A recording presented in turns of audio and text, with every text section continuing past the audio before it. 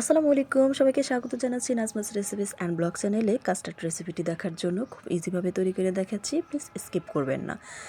অনেক বাচ্চারা আছে ফল খেতে চায় না, কিন্তু কাস্টার্ডের মধ্যে ফলগুলো দিলে কিন্তু খুব সুন্দরভাবে খেয়ে ফেলে। যেমন আমার বড় মেয়ে আনার খেতে চায় না, কাস্টার্ড তৈরি করে দিলে সে কিন্তু আনারটা খুব সুন্দরভাবে খেয়ে ফেলে।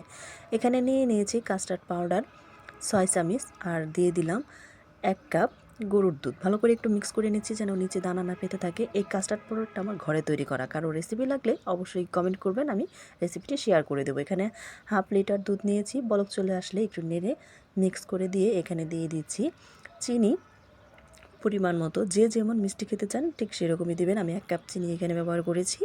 ভালো করে মিক্স করে দিয়ে সেই যে গুলিয়ে রাখা কাস্টার্ড পাউডারটা দিয়ে দিলাম, দিয়ে সাথে সাথেই নেড়ে দিতে হবে, অনবরত নাড়তে হবে। এটা কিন্তু সঙ্গে সঙ্গে আস্তে আস্তে জমাট বাঁধা শুরু করে দিবে। দেখতে পাচ্ছেন কতটা ঘন হয়ে গিয়েছে। এভাবে করে আস্তে আস্তে নাড়তে নাড়তে ঘন করে নেব। আর দিয়ে দিলাম এখানে 1 চামচ ঘি। এই ঘির ফ্লেভারটা দিলে এই কাস্টার্ডটা খেতে কিন্তু অনেক বেশি ফ্লেভারফুল হয়, আর বাচ্চারা খেতে পছন্দ করে। আমার কাছে এই ঘির ফ্লেভারটা ভালো লাগে। দেখতে পাচ্ছেন আস্তে আস্তে কিন্তু ঘনত্ব চলে এসেছে। তো আমি এই পর্যায়ে নামিয়ে ঠান্ডা করে নিচ্ছি। অনবরত নেড়েচেড়ে এইভাবে ঠান্ডা করে নিতে হবে। তারপরে এখানে দিয়ে দিচ্ছি পছন্দ মতো ফল। আপনারা যে কোনো ফল দিতে পারেন। আমি এখানে আপেল কুচি, কলা কুচি, তারপরে আপনার হচ্ছে গিয়ে এইটা কমলা কুচি আর আনার কুচি দিয়েছি। যে যেরকম ফল দিতে চান সেরকমই ফল দিতে পারেন। কাস্টার্ডে কোনো ধরা বাঁধা ফলের নিয়ম নেই।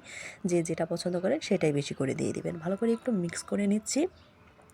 তো যারা আমার চ্যানেলটি ইউটিউব থেকে দেখছেন অবশ্যই সাবস্ক্রাইব করে দিবেন, আর যারা ফেসবুক থেকে দেখছেন চ্যানেলটি ফলো দিয়ে রাখবেন। এতে করে আমার নতুন নতুন ভিডিওগুলো সম্পূর্ণ আপনাদের কাছে চলে যাবে। আজকের মতো এই পর্যন্তই। সবাই অনেক বেশি ভালো থাকবেন, আর কাস্টার্ড রেসিপিটি কেমন হলো অবশ্যই কমেন্ট করে জানাবেন। আল্লাহ হাফেজ।